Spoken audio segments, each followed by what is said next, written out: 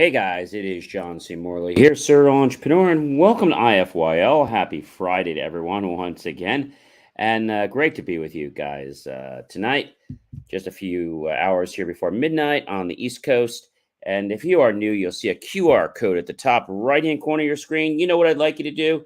Go to your phone app and just point your phone app right to that QR code. Once you do, you're going to see that there'll be a little yellow oval. Click on that link in there for my link tree, and you'll get bounced over to my link tree. If you have any trouble getting there, just go to believemeachieve.com and check out John's Daily National Day video, JCM Academy TikTok, JCM's coaching, John C. Morley's recent articles, Inspirations for Your Life, which is this show, JCM Academy Business Coaching, Science Channel, and there's so much more that's there. So you're definitely going to want to check this out. And of course, you know what I want to say? I want to welcome all of my wonderful friends, colleagues, and associates that have been with me for so long. Thank you so much for supporting me. It means so much from the bottom of my heart that you guys take time to be here tonight. Thank you, thank you, thank you, thank you. And hopefully some of the new people will become loyal just like you have been for so long. I appreciate the audience that I am growing here. And I really am grateful for all of you that choose to make me a part of your day and part of your night so that your life can just be a little bit better than it was before. All right, let's get into the master topic. But before we do, we start on Saturday and we roll all the way to Friday. So tonight is episode 7, and we're wrapping up this master topic. What is that master topic, John? Hang on, I'll tell you. Understanding Truisms. We're on the series of episode number 7.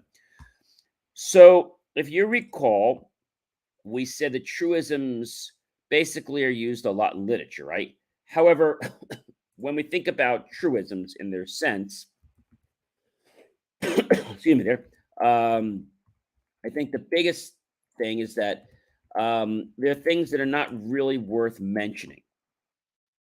And people really buy into truisms because they're so easy, they're simple, and they just have a natural way of transporting you from one point to another point. I mean, I think that is really, I'm going to say that's the cool thing.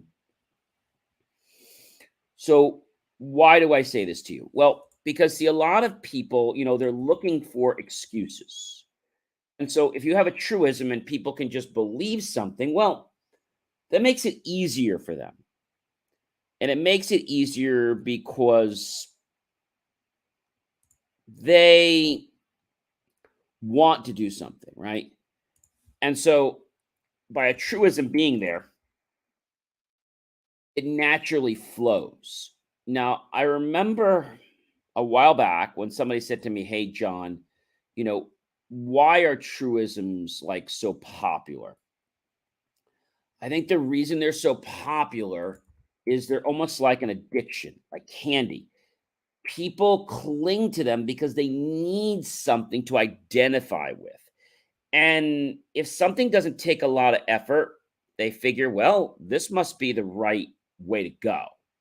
But it's not always the right way to go because we said before that our truisms are not always true.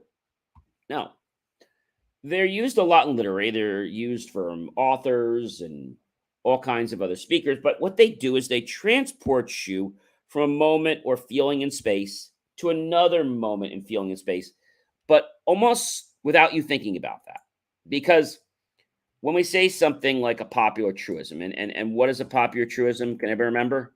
What is a popular truism? We've known so many this week, ladies and gentlemen. What are some popular truisms? All right. I'll share one with you. So, one popular truism is some things never change. It is what it is. Patience is a virtue. This actually indicates that you as a person are clinging to an idea. But are you really making a difference? So, when you accept a truism to be part of your life, and it really isn't something that we should be proud about, then you're actually doing yourself a disservice. Truisms are in literature a lot, and authors use truisms to show a lack of imagination, or a childish perspective in a character. They also use truisms to create a bond with the reader so that they're able to transport them, like I said, almost magically from this point in space of time and feeling to another completely different point of space and time in the continuum. And I think truisms for entertainment purposes are fine. However, they are not something that you want to cling to, because if you cling to them, you're going to find yourself being disappointed with what they stand for, with the outcome of them. I mean, they're just bad news. So you might say to me, John, why are truisms bad? Well, they're bad because they put a false state or claim in your mind. Something that is so obvious, but yet our mind decides to just gravitate toward the falsality. It doesn't need any more information to prove its authenticity or meaning, but often it's defined as what we call an obvious truth. But the obvious truth could be wrong. Could be wrong. Who remembers The Tale of Two Cities by Charles Dickens? Right? The author starts the novel with several truisms grouped together in the context of the novel's contemporary moment, and these statements are truisms. Let's take a quote from an intro of A Tale of Two Cities. It was the best of times. It was the worst of times. It was the age of wisdom. It was the age of foolishness. It was the epoch of belief. It was the epoch of incredulity. It was the season of light. It was the season of darkness. It was the season of hope. It was the winter of despair. So in these lines, these simple statements transform you, your person, and your being to believing something. And these statements add on to one another, bringing numerous truisms together to create this rich picture of what the period was like. And there are some of the most famous opening lines in literature that you're probably going to hear. So another one that I'd like to share with you is Hamlet by William Shakespeare. And I'd like to quote, in Shakespeare's Hamlet, there's a good example in Act 1, Scene 3, okay, where Polonius speaks the following lines to Laertes. Consider the trust of truism below. Neither a borrower nor a lender be, for loan oft loses both itself and friend, and borrowing dulls the edge of husbandry. This above all to thine own self be true, and it must follow as the night the day. Thou canst not then be false to any man. Farewell, my blessing season this in thee. Let's look at a truism, or shall we say a tautology. These two literary terms are related to one another in an interesting way. A tautology is a statement that conveys information twice. For example, using a phrase like, I'm ready to eat this meal, I'm ready to have this food, or my country is so beautiful and pretty, you're saying the same thing over and over again. I'm a very intelligent person, and people know that my mind is powerful. Okay. So sometimes tautologies are described as extreme truisms in that the obviously information that's stated is so clear. This can be related to the definition of a truism in that both terms being the reader's information they don't need to see or hear, obviously, or read. So why do writers use truisms? This is what I want to circle back to. For different reasons. A writer might want to incorporate a truism to bring you to a flashback point in time so the reader can be aware of it. It might help them drive home a point that they're very passionate about. Another reason might be to use a truism in a dialogue, and it can help people convey something about someone speaking. If someone uses truisms all the time, readers will be able to draw interesting conclusions about their personality and the ability to have an original thought.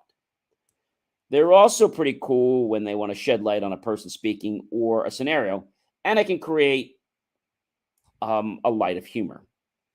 So a truism, to quote, is a statement that obviously is true and doesn't impart new information. What's another word for a truism? A platitude, a cliche, or a bromide. Are truisms worth defending? Yeah, they're considering the fact that truisms won't strike every reader in the same way. They're subjective, meaning that some readers aren't going to interpret them as self evident and obvious, and others will. Truisms are important in that they convey information about life that's universally regarded as true. When looking over a group of truisms, readers can come to conclusions about what their culture considers true. An example is the statement, life isn't fair, right? So if you as a person hear a truism, acknowledge a truism, and make that your holy grail, I think what you're going to find is that you're going to become disappointed. And it's not because of anything you're doing, it's because that's how this work manifests. Truisms belong in literature. Truisms that are not true can cause hate, despair, and all kinds of challenges and frustration, especially in business. It takes money to make money, does it? People say that, but is it really true? Can you make money without money? I believe you can. I know, but it's a tax-deductible expense. The harder you work, the luckier you get. I don't agree with that. I'm going to say the smarter you work, the luckier it appears. However, you create your own luck. Look at it from 30,000 feet. You have to believe in yourself. Now, I like that truism, but there are a lot of truisms that are not good. If you're not part of the solution, you're part of the problem. Now, that's really obvious, ladies and gentlemen, but I have to say that's one that really hammers in the point that if you're not doing something right, it's probably you. You could BS others, but you can't BS yourself. That kind of has a very interesting, how can I say, notion to it. So, what I want to share with you tonight in summary is that truisms are great in literature. They have some great reasons for their use, like transporting readers, conveying points that authors are very emphatic about. But if most truisms are not true and you believe a truism and you don't even try to check it, it's like if I said to you, it's raining outside. So I don't even bother to check to actually see, and I just put a raincoat on. I go outside, it could be fine, right? All right, ladies and gentlemen, I am John C. Morley, Sir Entrepreneur. This has been a really interesting topic, and I know a little hard for some people, but truisms are a way of life, and some people use them more than others. I just want you to be careful because if you get enveloped by them, you'll get trapped, and success will elude you with every turn that you make. Please like, love, and support my channel. Comment below, tag your friends, colleagues, and associates. Share this out with everyone you know on social media. Be really grateful for that. Go to my YouTube channel, John Space C Space MORLEY Space Serial Entrepreneur, and look for that key phrase, help keep our content free. Click on the PayPal link and make the choice to buy my team and I a savory, delicious cup of hot chocolate, a nice slice of watermelon, or perhaps a scrumptiously delicious dessert. Either way, we'll be grateful for those pennies and dollars. We'll invest them into new hardware, new technology, new equipment, new software, even new facilities to give you the most jaw-dropping, motivational content to empower you to change your life. So listen, ladies and gentlemen, if you see a truism, recognize it, but check it out. Don't believe it until you've actually done the due diligence to see whether it is true or whether it is false.